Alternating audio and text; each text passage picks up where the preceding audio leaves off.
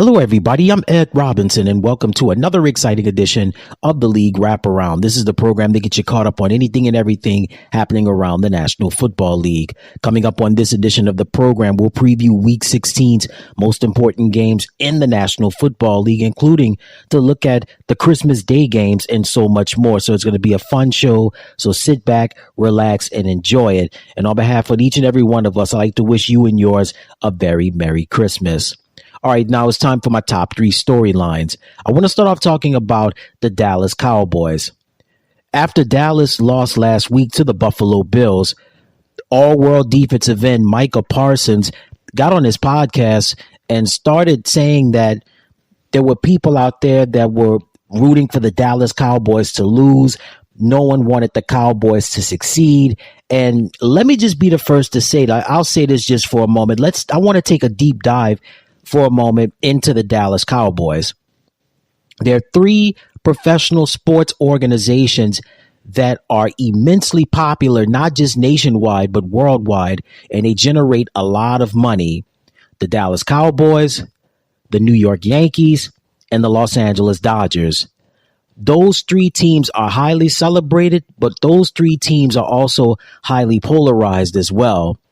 And the Dallas Cowboys, they're one of those three professional sports franchises. When the Cowboys are winning, it's big business. When they're losing, it's also big business. And it sounds like from when Micah Parsons made those comments, I don't think he realized what he was getting himself into. Think about this. As I stated earlier, you're playing for a professional sports organization that is worth a ton of money. That's number one. Number two, you have a franchise that has been scrutinized for decades.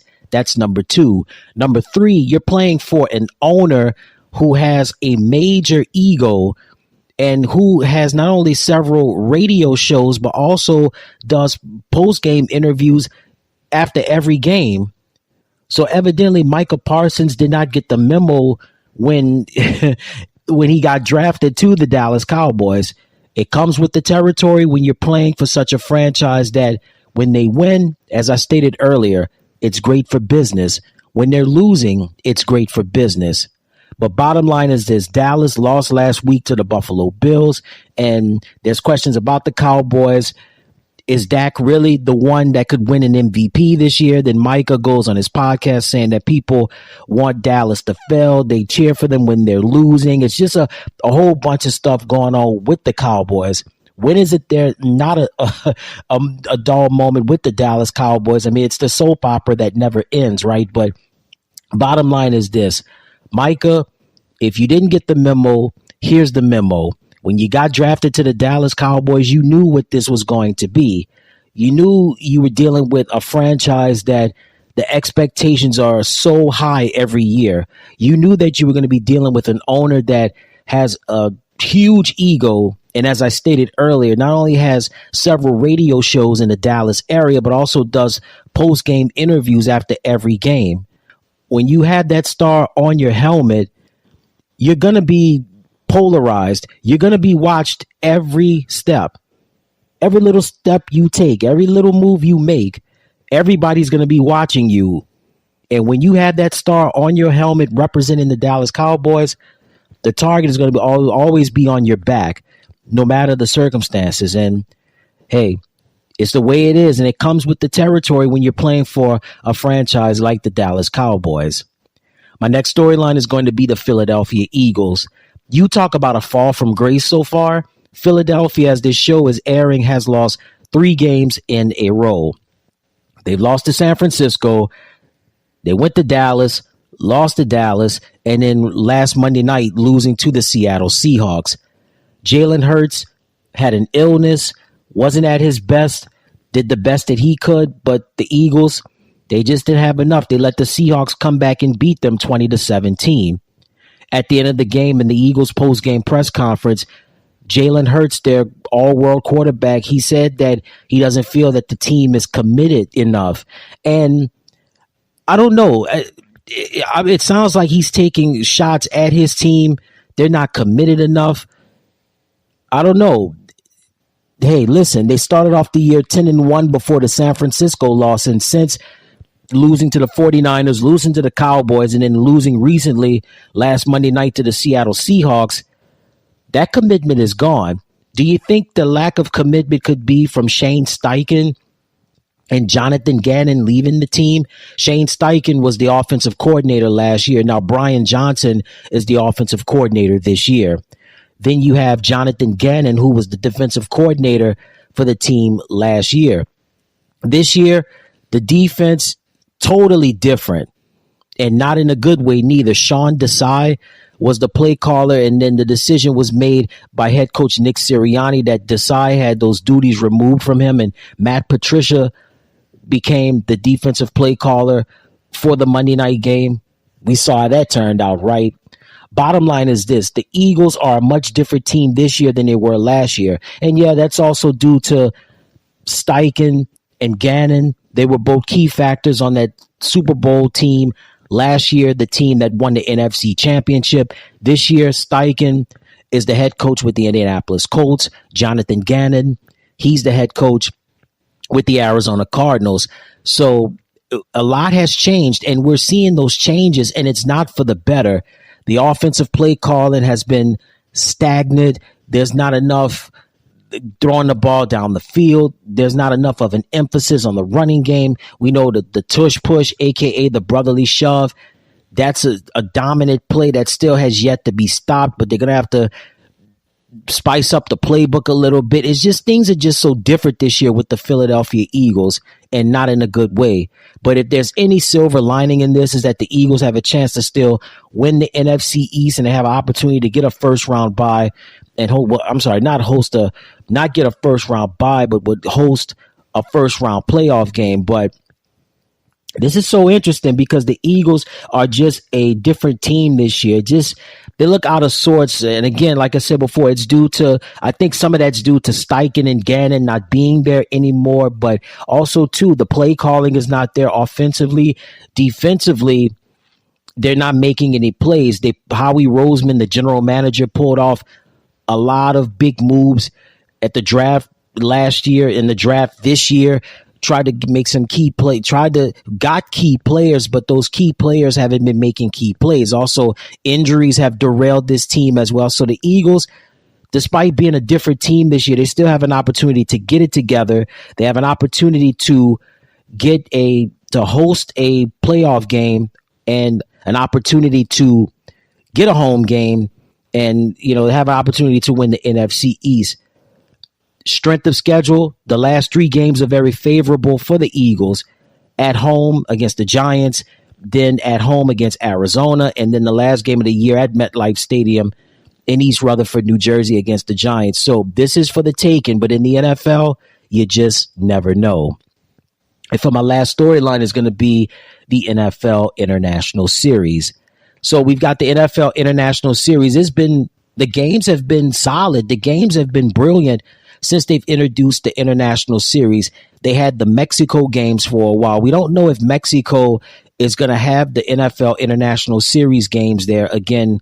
Maybe they'll get more games in the near future, but consistently we've seen London and we've seen Germany have their share of some solid games as a part of the NFL International Series. Well, guess what? You can add another city, Sao Paulo in Brazil. Yeah, starting next year, the NFL will have an International Series game in Brazil, in Sao Paulo to be exact. When you think of Brazil, you think of Rio de Janeiro, but you also think of a city that's very busy and very vibrant, and the economy there is vibrant in that country of Brazil, and Sao Paulo is going to get in the mix as they'll host an NFL international game in 2024. So as I stated earlier, Mexico, they had their share of games for several years, but lately, since the international series has started, London and Germany have always been in the mix, have been consistent in terms of hosting these international games. Well, now in 2024, Sao Paulo in Brazil will host an NFL International Series game. And we know how international the NBA is. We know how international Major League Baseball and NHL is. But the NFL is continuing to grow and expand its global mark. So this will be good for Brazilians. Of course, Brazilians, they love their soccer and they love their NBA. And of course, they love Major League Baseball, but now they're going to get into the mix of the NFL as they will host an NFL International Series game in 2024 in Sao Paulo, Brazil. All right, now it's time to preview Week 16's most important games in the NFL. Thursday night football, we have the New Orleans Saints going up against the Los Angeles Rams.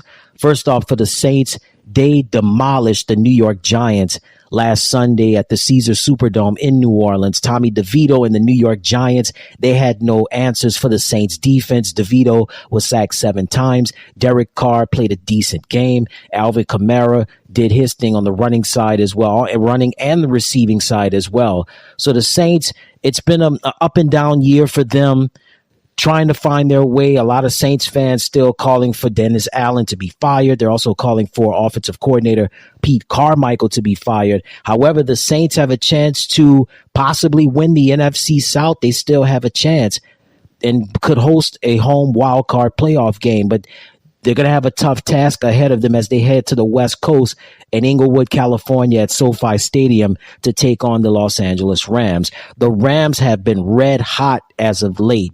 And there's a saying that goes that it's not about how you start. It's all about how you finish. The Rams have won their last 4 out of 5 games. Matthew Stafford has been efficient. He has really been consistent. How about the rookie wide receiver, Puka Nacua? How about Cooper Kupp? He's been solid since coming back from injury.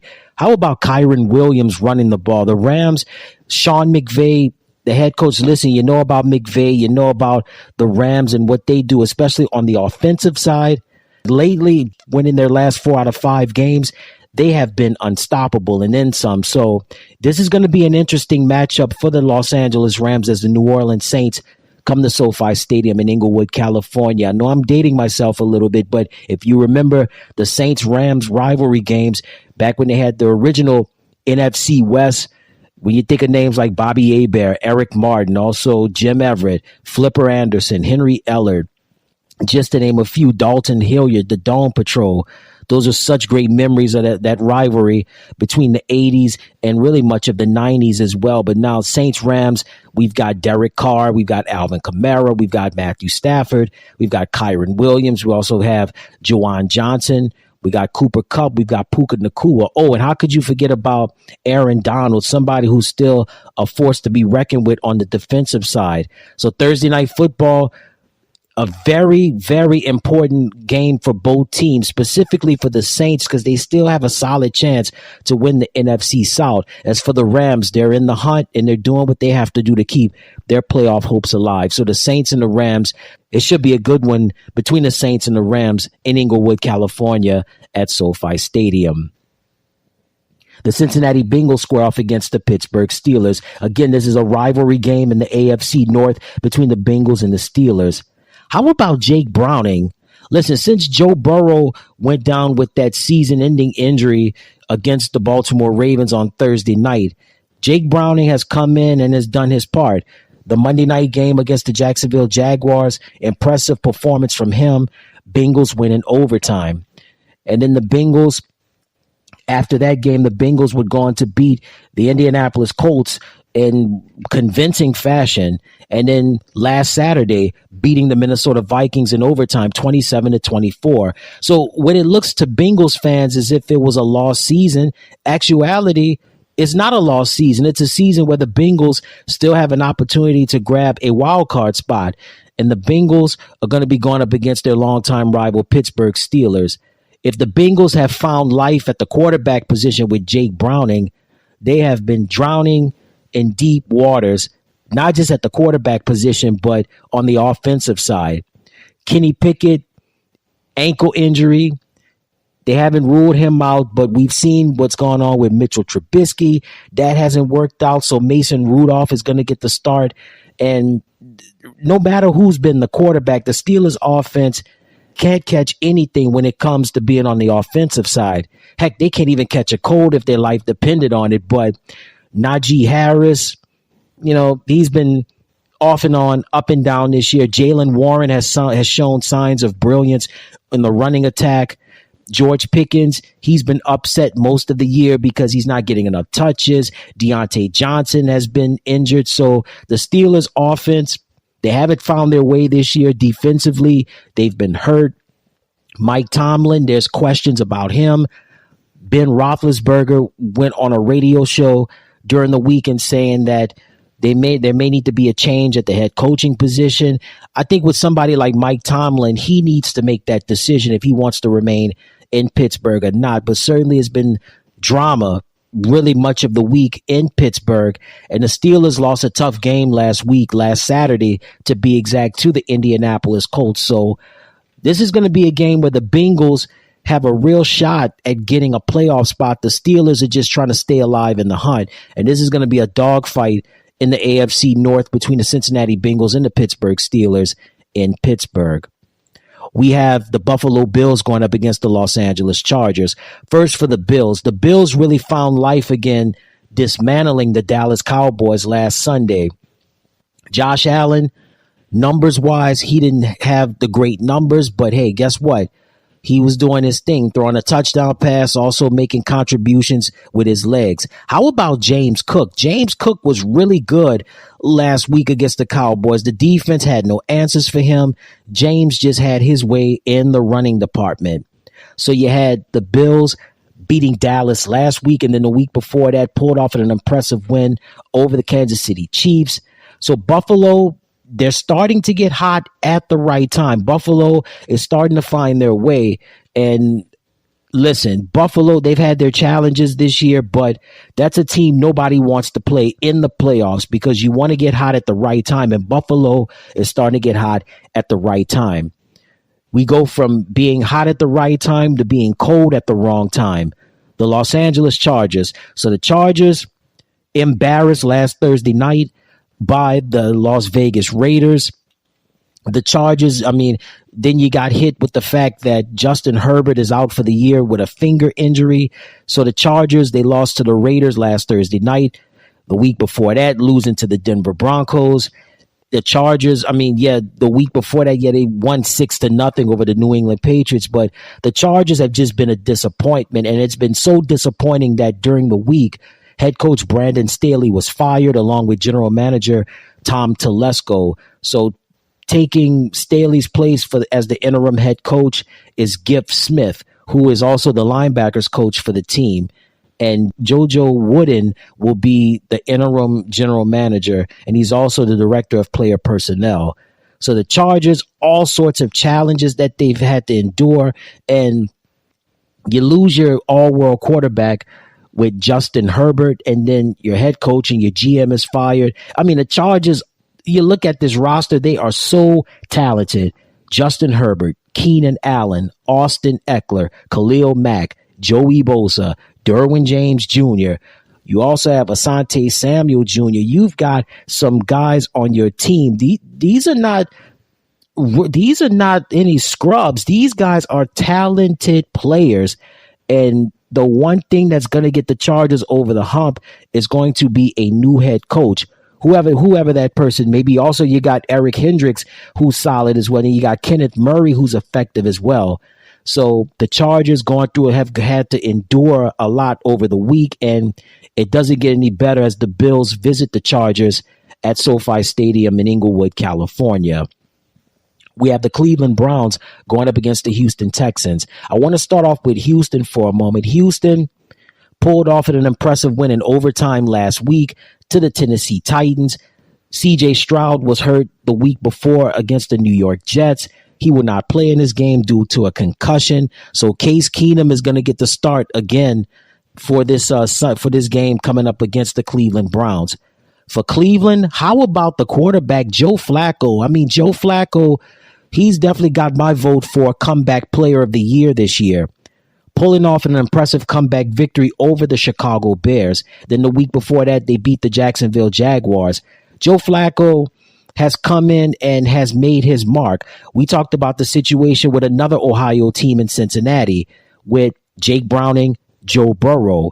Cleveland, Joe Flacco, Deshaun Watson. Watson's done for the year, but Joe Flacco comes in and has really, listen, we know how talented Joe Flacco is, a Super Bowl MVP with the Baltimore Ravens, putting up monster numbers. We know about the arm strength. We know about his pocket presence. And The Browns are going to head down to Houston, and certainly they've got everything in their advantage. Joe Flacco, Amari Cooper's playing well. You've got also the Cleveland's running game is solid as well. How about the tight end position with David Njoku? He is not to be played with. He is a monster, and he's been balling as of late. And Cleveland's defense has been solid as well. So we got a good one down in H-Town between the Cleveland Browns and the Houston Texans. We have the Indianapolis Colts going up against the Atlanta Falcons. First for the Falcons, tough loss last week to their division rival in the NFC South, the Carolina Panthers. So head coach Arthur Smith making changes at the quarterback position. Desmond Ridder got the start last week. It looks as though Taylor Heineke is going to get the start. As for the Colts, big win over the Pittsburgh Steelers that keeps their playoff hopes alive as well. So with the Indianapolis Colts, you've got Gardner Minshew that can, when he's given his time, when the pass protection is on point, he can put up some monster numbers. Also, with the Colts, they say that Jonathan Taylor is expected to play in this game. The Colts defense has been solid as well, but how about other players on the offensive side? Mo Alley Cox. You got a ton of solid receivers on your roster. Michael Pittman Jr. Now, Michael Pittman Jr. took a nasty hit from Steelers cornerback DeMonte Casey in last week's game, but you still can't sleep on him because he's expected to play in this game against the Atlanta Falcons. So we got a really good game. We've got the Falcons that still have an opportunity to win the NFC South. The Indianapolis Colts, they're still in the hunt for the playoffs. And certainly this is going to be a dogfight down in the ATL between the Indianapolis Colts and the Atlanta Falcons. The Seattle Seahawks will go up against the Tennessee Titans. For Seattle, big win last Monday night over the Philadelphia Eagles. Drew Lock had the game of his life so far in his young and short NFL career. And Drew Lock, listen, solid NFL player. Some people compare him to a Jay Cutler. It remains to be seen, but the bottom line is this. So far, he had the game of his life in his short NFL career. So the Seahawks, Kenneth Walker III, he balled out of control. He went ballistic on that Eagle defense. The receivers were good for Seattle. Jackson Smith and Jigba. DK Metcalf got his towards the end of the game. Tyler Lockett was effective. And how about the Seahawk defense, specifically Julian Love? Julian Love played one heck of a game last Monday night in the win over the Philadelphia Eagles. Bobby Wagner is still productive. He's still a tackling machine, one of the best linebackers in the business. And they're going up against a Tennessee Titans team that is still in the hunt, but their playoff chances are looking very slim. The Titans lost a tough one in overtime last week to the Texans. The week before that, they had a come-from-behind victory beating the Miami Dolphins on Monday night. But the Titans have a lot of issues right now. Will Levis, Derrick Henry, what's the future holding for him out there in Nashville? We don't know what's going to happen with the Titans. But Seattle comes to town, and Seattle's riding a high right now. Seattle has an opportunity to get a playoff spot possibly. Seattle is a team that you do not want to play late November going into January. And if you get them in the playoffs, get them a wild card spot, it's danger. And we see that we are seeing that happen. We've seen this happen before. We are seeing it right now. It continues to happen for the Seahawks. Geno Smith could be playing in this game. We'll have to find out what happens with that. But the bottom line is it should be a good one in Music City, USA in Nashville between the Seattle Seahawks and the Tennessee Titans. NFC North rivals will meet up with the Detroit Lions going up against the Minnesota Vikings. First for Detroit. Detroit, you know what their MO is all about, right? Jared Goff, Sam Laporta, Amon-Ra St. Brown, Josh Reynolds, Jahmyr Gibbs, David Montgomery. And guess what? The Lions just cut a rug on the Denver Broncos last Saturday night. Everybody was clicking on all cylinders from the offense to the defensive side. So the Lions handled their business, no problems. Dan Campbell, he's got his team back on track. And they're going to be going up against the Minnesota Vikings, a team that lost a tough one in overtime last week to the Cincinnati Bengals. The week before that, they beat the Las Vegas Raiders 3-0. So the Vikings have issues at the quarterback position. Nick Mullins will remain the starting quarterback. Justin Jefferson came back in the game against the Cincinnati Bengals. He was solid, but they're going to need more. They're going to need more because they're going to be going up against a team that most likely is going to win the NFC North, and they are just balling on both sides of the ball. And the Vikings, again, they're still in the hunt. They are still in the hunt. They're fighting for their playoff lives right now. And again, at the quarterback position, Nick Mullins, he's gonna have to go in a shootout against Jared Goff because we know Detroit doesn't mind throwing the ball, right? We've seen it all season long. Minnesota may have to do that in order to take down their division rival. So it's going to be a good one in Minneapolis between the Detroit Lions and the Minnesota Vikings. The Jacksonville Jaguars go up against the Tampa Bay Buccaneers. So we have the Battle of Florida. We have North Florida going up against South Florida. And as far as the Jaguars are concerned, listen, they've had their struggles as of late. Trevor Lawrence in the concussion protocol.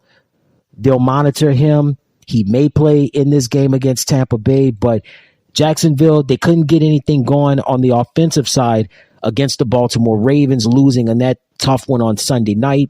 And then the week before that, losing to the Cleveland Browns in a tough game. And then the week before that, losing in overtime to the Cincinnati Bengals. So the Jaguars are having their growing pains right now. As I stated earlier, quarterback Trevor Lawrence is in a concussion protocol. As for the Buccaneers, they're on a roll right now. And the other two teams in their division, the New Orleans Saints and the Atlanta Falcons, those two teams have a chance to win the NFC South. Well, you can add the Tampa Bay Buccaneers to that list as well. The Bucs, they're currently the first place leaders in the NFC South as this show is airing, and they control their own destiny right now. Because, again, they've beaten New Orleans this year. They've also beaten Atlanta this year. So right now the Buccaneers are in a great place right now. So they have an opportunity to win the NFC South. They could host a wild card playoff game. Very impressive beating the Green Bay Packers last week. And then the Buccaneers also they beat their division rival, the Atlanta Falcons, last week. And then the week before that, they would beat the Carolina Panthers. So Tampa Bay, they've got a lot going on for them. Defensively, they're playing solid. Offensively, they're looking great. How about Rachaad White at the running back position? He's been good as of late. Also, you know what Mike Evans and Chris Godwin bring to the table. How about Baker Mayfield? Again, Baker Mayfield, I mentioned about Joe Flacco being a candidate for comeback player of the year. You can put Baker's name in there as well because he's been balling, especially these last several games. So it's going to be a good one down in South Florida and Tampa with the Jacksonville Jaguars going up against the Tampa Bay Buccaneers. We have the Dallas Cowboys going up against the Miami Dolphins. First for the Cowboys. So the Cowboys were embarrassed by the Buffalo Bills last week. Dak Prescott had no answers on the offensive side to take down that Buffalo defense. Both sides of the ball just had no answers for the Buffalo Bills. And as far as the Miami Dolphins are concerned, listen, the Dolphins, they dismantled the New York Jets. No Tyreek, no problem. Tua handled his business. Tua Tagovailoa, that is, handled his business, hooking up with Jalen Waddle. Of course, Raheem Mostert did his thing in the running game. Defensively, Miami was sharp, and Miami is riding a big high right now. And Dallas on Christmas Eve, they're going to have a tough time down in South Florida, down in Miami against the Dolphins. Tyreek Hill, there's a chance that he may play. We'll see what happens, but whether we have Tyreek or not, Tua Tagovailoa, he's got the weapons. He's got Jalen Waddle. He's got Raheem Mostert. He's got a nice supporting cast that is definitely not scared of Dallas's defense. Dallas, again, the soap opera that never ends. Micah Parsons during the week went on his podcast, said that people want the Dallas Cowboys to lose. They want Dallas to fail. And I don't know, as I stated earlier in the show, you play for an organization like that, when you have that star on that helmet, it calls for a lot, and you got to be prepared. If you don't know, now you know, in the words of the notorious B.I.G. And certainly Michael Parsons, he now knows that when you play for an organization, right, that You got to deliver week in and week out. And the Cowboys, they failed to deliver last week against the Buffalo Bills. They're going to have to deliver down in South Florida in Miami as we have the Dallas Cowboys taking on the Miami Dolphins. We have the Christmas Eve night game, the New England Patriots going up against the Denver Broncos. Let's start off for New England. New England, tough year for them. New England just, I don't know what more can you say about them. They had issues all year long at the quarterback position. They thought Mac Jones would be the one. He wasn't the one. Out goes Mac, in comes Bailey Zappi. There's been flashes, but nothing fancy. As far as running the ball is concerned, Ezekiel Elliott has been solid this year. Ramondre Stevenson has been hurt. And as far as defensively is concerned, the Patriots have had their problems. As far as the coaching situation is concerned, Bill Belichick, could this be his last year in Foxborough? We don't know. We don't know. It remains to be seen. But nevertheless, the New England Patriots will be playing on Christmas Eve against a team that had a very slow start, but picked it up as of late, had a winning streak going, but they got embarrassed last Saturday by the Detroit Lions, and that team is the Denver Broncos. You saw head coach Sean Payton not happy with Russell Wilson. Let's just say Sean gave him an earful. There was some choice words. I will not repeat that on this good show, but Denver, they're going to be playing on Christmas Eve night, and it's expected to be a rocking crowd in Denver. When is it not a rocking crowd in Denver, right? And certainly New England, they're out of the playoffs. They're out of playoff contention. Denver is still in the mix. Remember, Denver shares the same division with the Kansas City Chiefs. So there's a slight chance that Denver could possibly win the AFC West. Could possibly. If not, hey, they still have a chance to get a wild card spot. But Sean Payton, the Denver Broncos, I believe they're going to be more than ready for this game on Christmas Eve night between the New England Patriots and the Denver Broncos. Christmas Day games, the Las Vegas Raiders going up against the Kansas City Chiefs. I want to start off with the Kansas City Chiefs for a moment. The Chiefs, they beat the New England Patriots. They did do that. However, here's the flip side to that. Chiefs receivers are still dropping passes. Patrick Mahomes, you saw him on the bench. You saw him angry. Kadarius Toney has continued to drop passes. There just hasn't been any consistency with the Chiefs receivers this year. We talked about the Philadelphia Eagles being a much different team this year. The Kansas City Chiefs are a much different team this year. I think this has a lot to do with Eric Bieniemy no longer being the offensive coordinator at the team. Say what you want about Eric. Eric had his guys ready, disciplined, no nonsense, and it made the difference last year. And since he was, for the long time that he was the offensive coordinator of the Kansas City Chiefs, now he's in Washington, and the focus is not there. The discipline is not there. Kadarius Toney continues to drop passes. Other Chiefs receivers are continuing to drop passes. They beat New England last week, but still no consistency when it comes to the wide receivers. So Patrick has his issues with his receivers. Andy Reid, Travis Kelce, listen, they've acknowledged it. They know the deal, and they're going to be ready on Christmas Day against their longtime rival, their AFC West rival, the Las Vegas Raiders. So for the Raiders, we've got, listen, the Raiders, they went roughshod last Thursday night against the Los Angeles Chargers. Antonio Pierce, I feel he should be the permanent head coach of that team. He's done a great job with them. Aiden O'Connell played well last week. And the Raiders, their playoff chances are very slim. They're still in the hunt, but it's going to be tough. They're going to have to win out, and they're going to need a lot of help. But this could be a stepping stone for next year. And I really believe that Antonio Pierce, as I stated earlier, should be the permanent head coach of the Las Vegas Raiders. They got to give him a contract. But this is going to be a great game. I mean, listen, this is Christmas Day. Kansas City, Arrowhead Stadium, Las Vegas Raiders, Kansas City Chiefs. When you know about Raiders and Chiefs, classic rivalry game. So many great moments. So many great players have played in this rivalry, and the best is yet to come. Hopefully, Patrick Mahomes can get his Christmas wish and have his receivers not drop passes and they could maintain the game and try to win the game and get touchdowns.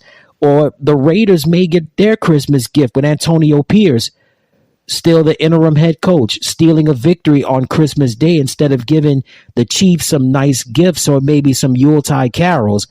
They may give them a lump of coal. Who knows? But it should be a good game between the Raiders and the Chiefs. Continuing the Christmas Day action, we have the New York Giants going up against the Philadelphia Eagles. First for the Giants got embarrassed last week by the New Orleans Saints. Saquon Barkley had nothing for the Saints defense. Tommy DeVito, their quarterback, was sacked 7 times. But this is still a feel-good story for the Giants. Tommy DeVito, in that short 3-game winning streak that he had the Giants on, it caught the eyes and ears of not only NFL fans, but football fans worldwide, specifically in the New York City metropolitan area and with Giants fans as well. So Tommy's going to be playing on Christmas Day, going up against a team that is hungry, and they are desperate. They've lost their last 3 games with the Philadelphia Eagles. Jalen Hurts, you know he's going to have it on his mind, right? Jason Kelsey, you know he has it on his mind. Fletcher Cox, also Brandon Graham, the rest of the squad, A.J. Brown, Devontae Smith. They're not going to be playing in Philadelphia on this Christmas Day.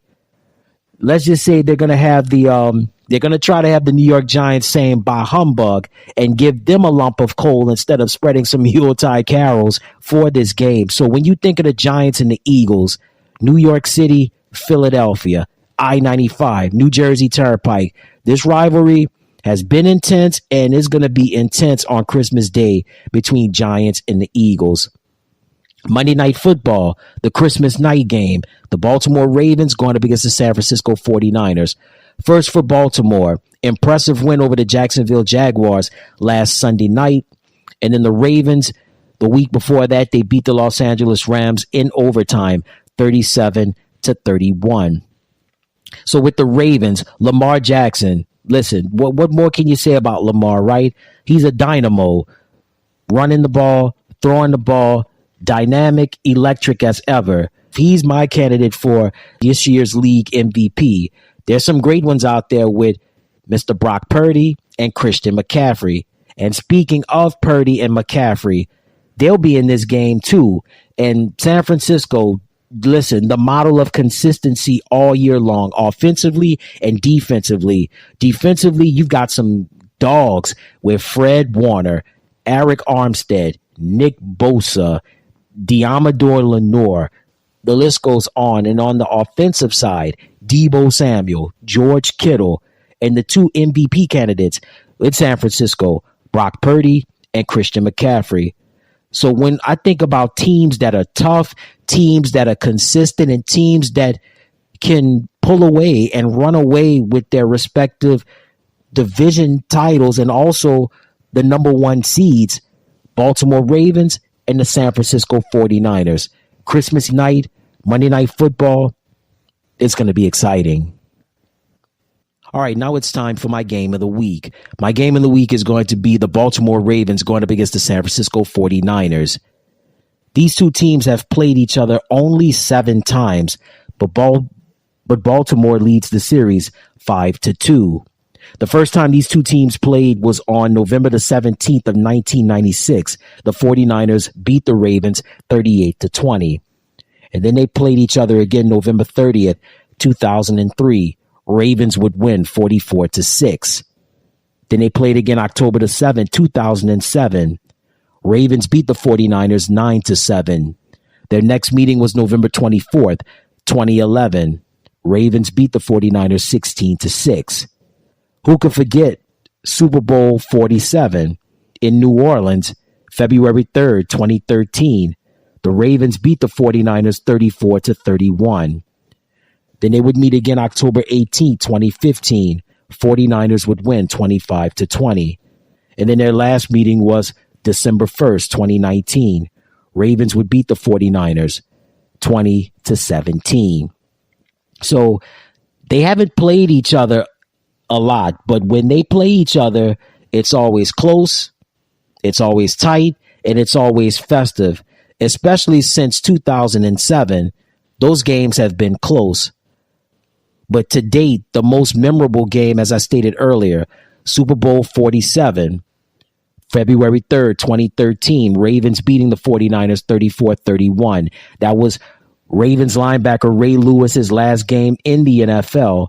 Also, that was Randy Moss's last game in the NFL. Randy played wide receiver for the 49ers. Also, Joe Flacco had an impressive game. He would go on to win Super Bowl MVP. Who could forget about the 100-yard kickoff return touchdown by Jacoby Jones, wide receiver for the Baltimore Ravens? Oh, yeah. And who could forget about the halftime show with Beyonce getting a little help from Kelly Rowland and Michelle Williams of Destiny's Child? Oh, and who could forget about the power outage that lasted almost 35 minutes, right? So many great moments in that game, and I think we're going to have great moments in this game Christmas night with the Baltimore Ravens going up against the San Francisco 49ers. The MVP, the NFL regular season MVP, the most heralded trophy, probably next to the big one, next to the Lombardi, is probably the most sought after in professional football. And we're going to have MVP candidates playing in this one. Lamar Jackson, quarterback for the Baltimore Ravens. Brock Purdy, quarterback for the San Francisco 49ers. Christian McCaffrey, running back for the San Francisco 49ers. In a quarterbacks league, Purdy and Jackson are the complete opposite. You have one quarterback that is dynamic, a game changer, one that can dazzle with his arms and his legs. You have another quarterback that's solid, efficient, one that relies more on the pass protection of his offensive line. They don't ask him to do too much, but when he does, he makes every play count. So when you got two talented quarterbacks like Lamar and Brock, sky is definitely the limit. And when you've got a nice supporting cast like these two teams that are so sound defensively, and two quality head coaches with John Harbaugh and Kyle Shanahan, you're destined for greatness. These two teams have great personnel. These two teams have great coaches. These two teams have been ran pretty well. And these two teams are also Super Bowl champions. They have the pedigree. They have the experience. And it's going to show in this game on Christmas night between the Baltimore Ravens and the San Francisco 49ers, my game of the week. All right, before we get on out of here, I want to give you my picks on who I think will win Week 16's most important games in the NFL. Thursday Night Football, the New Orleans Saints versus the Los Angeles Rams. I like the Rams to win. The Cincinnati Bengals going up against the Pittsburgh Steelers. I like Cincinnati to win. The Buffalo Bills going up against the Los Angeles Chargers. I like Buffalo to win. The Cleveland Browns going up against the Houston Texans. I like Cleveland to win. The Indianapolis Colts going up against the Atlanta Falcons. I like Indianapolis to win. The Seattle Seahawks going up against the Tennessee Titans. I like Seattle to win. The Detroit Lions going up against the Minnesota Vikings. I like Detroit to win. The Jacksonville Jaguars going up against the Tampa Bay Buccaneers. I like Tampa Bay to win. The Dallas Cowboys going up against the Miami Dolphins. I like Miami to win. The New England Patriots going up against the Denver Broncos. I like Denver to win. The Las Vegas Raiders going up against the Kansas City Chiefs. I like Kansas City to win. The New York Giants going up against the Philadelphia Eagles. I like the Eagles to bounce back. Monday Night Football, the Baltimore Ravens going up against the San Francisco 49ers. I like Baltimore to win. So again, my picks are LA Rams, Cincinnati, Buffalo, Cleveland, Indianapolis, Seattle, Detroit, Tampa Bay, Miami, Denver, Kansas City, Philadelphia, and Baltimore. And there you have it. That's going to do it for another exciting edition of the League Wraparound. Until next time, everybody, I'm Ed Robinson saying so long. And on behalf of each and every one of us, I'd like to wish you and yours a very Merry Christmas. Till next time, so long, everyone.